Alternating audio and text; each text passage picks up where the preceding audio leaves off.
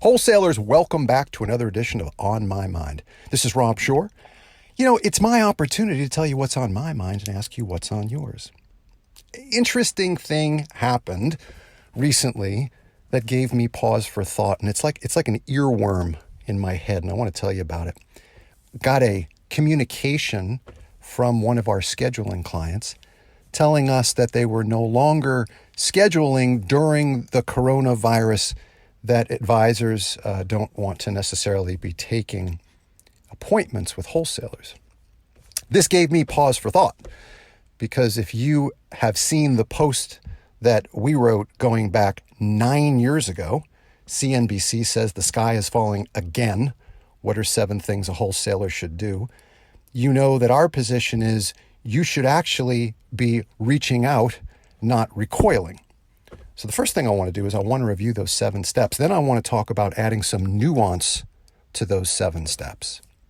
So the first step is you got to have solid information about what's happening. So many of you have firm resources that are churning out extraordinarily valuable information about the origins of the coronavirus, the impact upon the economy present day, and what the long tail, if any, will be moving out into the future. For those of you that don't have those resources coming at you from the home office, find valuable resources that you can share with financial advisors. The second thing is you want to craft your story about what's happened, your outlook, your firm's outlook, and make sure that that story is consistent advisor to advisor. Next thing you want to do is you want to share and sync that story with your internal partner. We've spoken before about 2 voices operating as one. In this case, we want both stories to be coordinated to the financial advisor, to your A's and B's and C's across your territory. Now, the first thing you want to do once those stories are coordinated is you want to reach out to your centers of influence. This is why we talk about centers of influence so much at Wholesaler Masterminds. You want to reach out to your centers of influence and tell them that you have very concrete, informative data about what's happening and the future of the markets, the economy, etc. And could you share it with them in such a way that they would share it with their team? In this way, then, you are amplifying your message, which is extraordinarily valuable to reach more financial advisors.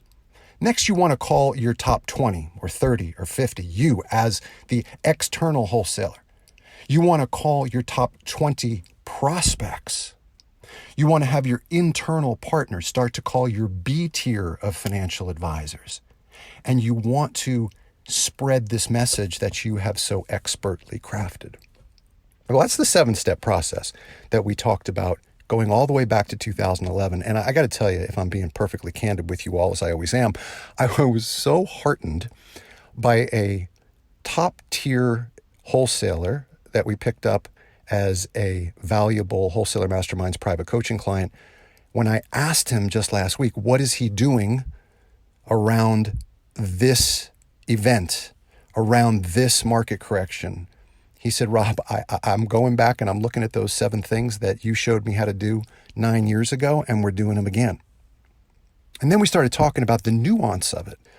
What you have to find during all of this is you really have to tune up your ability to listen. You have to listen with empathy. You have to listen to the financial advisor in a way that you are not listening to sell them anything more. You're listening to be able to have great compassion for what they're going through with their public customer. And on the topic of selling them something, the lesser wholesaler is looking for this opportunity to sneak in the side door and show them a short-term fixed income fund, or convince the advisor that fixed income funds subject to market volatility are not the answer. Boy, oh boy, you should be looking at annuities. Stop all that nonsense. You have to be able to be an ear and a shoulder for the financial advisor when these types of events are taking place. So look, you guys know much better than I do what's going to occur by virtue of the experts that you have at your firms. But I can tell you this for sure. The wholesaler that is front and center, not hiding under their desk, the wholesaler that is front and center, working with their financial advisors, their centers of influence, their top clients, their top prospects, helping to spread information that is valuable with the right insights, and then listening with empathy, will be recognized and rewarded when all of this insanity calms down. That's what's on my mind. What's on yours? Send me an email, rob@wholesalermasterminds.com.